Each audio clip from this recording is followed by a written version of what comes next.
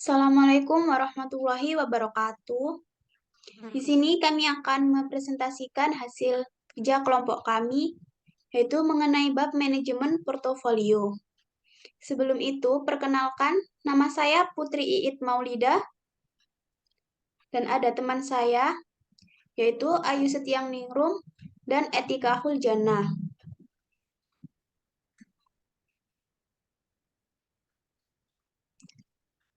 Daftar isi. Yang pertama, pengertian manajemen portofolio. Yang kedua, macam-macam aset. Yang ketiga, konsep dan tujuan portofolio. Yang keempat, strategi portofolio. Yang kelima, kebijakan manajemen portofolio. Yang keenam, monitoring dan penyesuaian portofolio. Dan yang terakhir, evaluasi portofolio. Pengertian manajemen portofolio. Manajemen portofolio adalah suatu proses yang dilakukan oleh investor untuk mengatur dana yang dimilikinya untuk diinvestasikan dalam bentuk portofolio yang dinamis. Kinerja dari sebuah investasi tidak hanya dipengaruhi oleh pemilihan aset yang tepat, namun juga bagaimana kita mengelola portofolio tersebut portofolio investasi terhadap dinamika pasar seiring berjalannya waktu. Jadi, selain proses pemilihan aset yang tepat, cara kita mengelola portofolio investasi juga akan berpengaruh pada hasil investasi secara keseluruhan. Proses pengelolaan aset inilah yang kita sebut sebagai manajemen portofolio.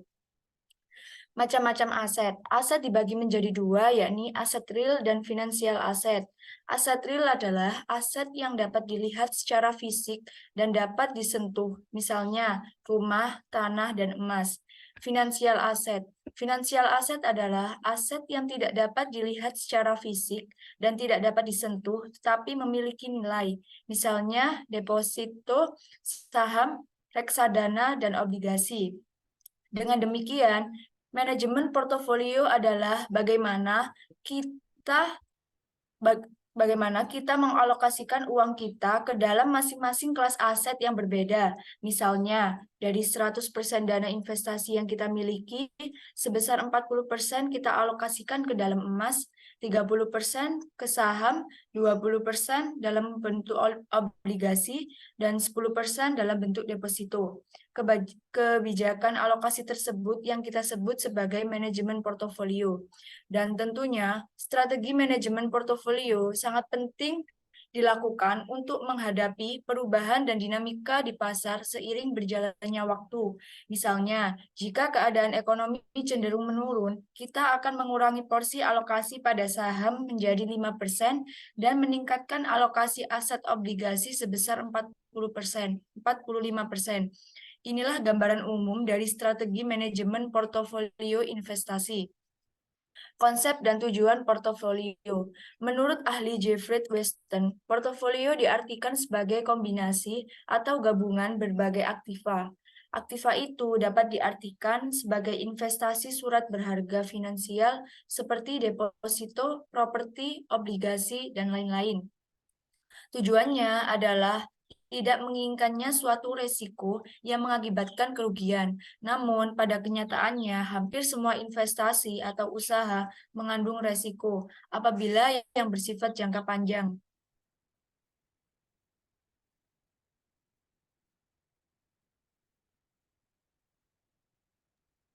Strategi portofolio. Dalam investasi portofolio, ada beberapa faktor yang perlu diperhatikan, antara lain, satu, karakter para investor. Sifat investor dalam menentukan kebijakan investasi portofolionya sangat beragam dan keadaan itu sangat tergantung kepada beberapa hal seperti kondisi keuangan, pendidikan, dan pandangan terhadap bisnis portofolio, khususnya tentang kemungkinan berbagai manfaat dan tingkat resiko kerugian yang akan diterima kelak. Seorang investor yang berpendidikan tinggi dan banyak pengalaman biasanya bertindak konservatif, penuh perhitungan, dan selalu mencari serta mengumpulkan data sebanyak mungkin yang akan digunakan sebagai bahan pertimbangan sebelum melakukan investasi. Demikian sebaliknya, seorang pemodal yang kurang berpikir rasional, apalagi masih usia muda dan belum berkeluarga, biasanya kurang memiliki perhitungan yang matang dan selalu emosional dalam berinvestasi. Dua, jangka waktu portofolio. Jangka waktu portofolio biasanya relatif lama. Apabila dihubungkan antara waktu dengan resiko dan tingkat keuntungan, maka diperoleh gambaran seperti satu, hasil tinggi. Resiko besar dapat kurun waktu yang sangat singkat. Dua, hasil rendah. Resiko rendah dalam waktu kurun yang lama. Tiga, hasil tinggi. Resiko tinggi dalam kurun waktu yang lama. Empat, hasil rendah. Resiko rendah dalam kurun waktu yang singkat. Tiga, hasil yang diharapkan. Pendekatan moderat menyatakan bahwa hasil keuntungan yang dihasilkan dapat dilihat dari dua sisi, yaitu pertama, mendapatkan keuntungan maksimum dengan resiko tertentu. Dua, mendapatkan keuntungan tertentu dengan resiko tertentu. Empat, tingkat resiko yang akan dihadapi. Ada dua jenis resiko yang mungkin dapat berhubungan dengan investasi portofolio, yaitu pertama, resiko sistematis atau systematic risk, yaitu suatu resiko yang berhubungan dengan pasar atau market related risk atau perekonomian secara keseluruhan. Resiko ini tidak dapat dihilangkan dengan usaha diversifikasi. Dampak buruknya adalah perusahaan mengalami kerugian atau pencapaian laba di bawah target yang direncanakan. Peraturan pemerintahan, resesi ekonomi, dan faktor lainnya dapat mempengaruhi hal ini. Dua, resiko tidak sistematis atau unsystematic risk merupakan resiko yang bersumber dari lingkungan internal perusahaan seperti kesalahan manajemen, pemogokan kerja, kerusakan fasilitas, interupsi bisnis, dan sebagainya. Jenis resiko ini dapat dihilangkan dengan diversifikasi. Selanjutnya, kebijakan manajemen portofolio. Dalam pengelolaan bisnis portofolio, manajemen investasi memiliki berbagai model pendekatan atau kebijakan untuk mengidentifikasi dan mendapatkan kebutuhan investor. Model pengelolaan itu sering dikenal sebagai berikut. Satu, manajemen aktif yang dinyatakan bahwa periode pengelolaan investasi sifatnya temporer. Kebijakan manajemen portofolio, manajemen aktif, jadi manajemen investasi selalu aktif melihat dan melakukan pengamatan dan penelitian atas mekanisme dan keadaan pasar atau proses jual beli di pasar keuangan.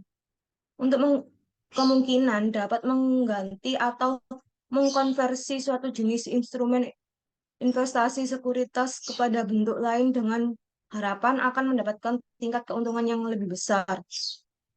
Manajemen pasif yang mengasumsikan bahwa pengolahan pasar sangat efisien dan manajer investasi tidak akan dapat berhasil apabila hanya menggunakan pendekatan kondisi perekonomian secara agregat dalam memilih sebuah investasi sekuritas. Tidak dapat hanya memandang bahwa keadaan pasar sudah efisien.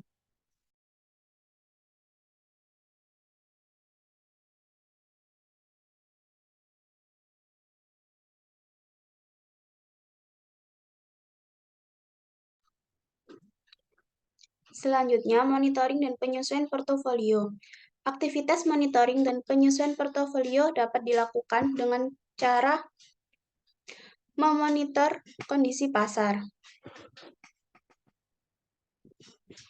Kondisi pasar perlu dimonitor karena situasi pasar sangat dinamis dan berdampak pada harga saham dan pendapatan yang diperoleh. Yang kedua, perubahan kondisi investor meliputi A. Perubahan dalam kekayaan.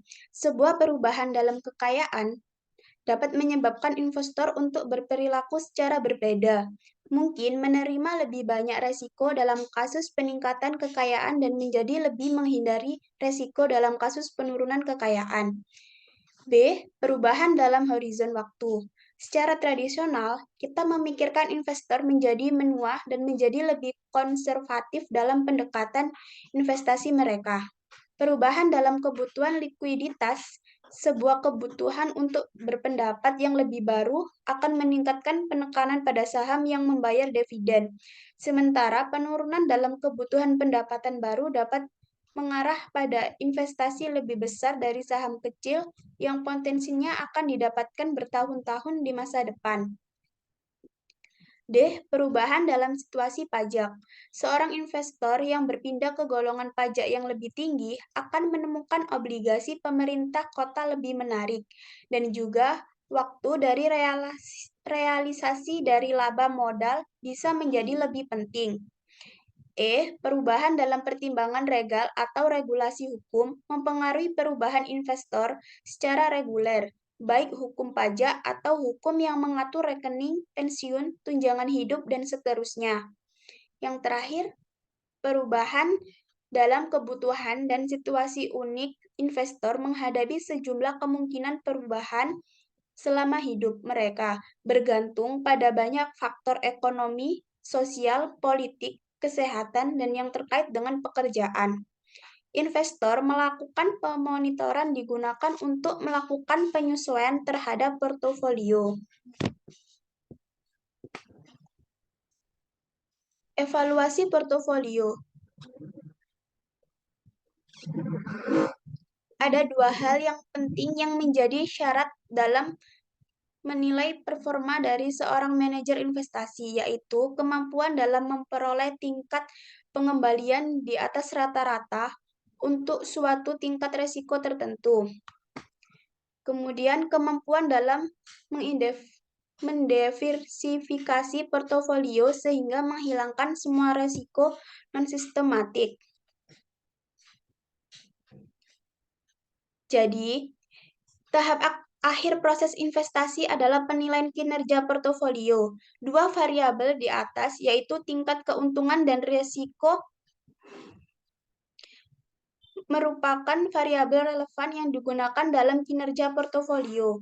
Tujuan penilaian kinerja portofolio adalah mengetahui dan menganalisis apakah portofolio dibentuk telah dapat meningkatkan kemungkinan tercapainya tujuan investasi dan dapat diketahui portofolio mana yang memiliki kinerja yang lebih baik.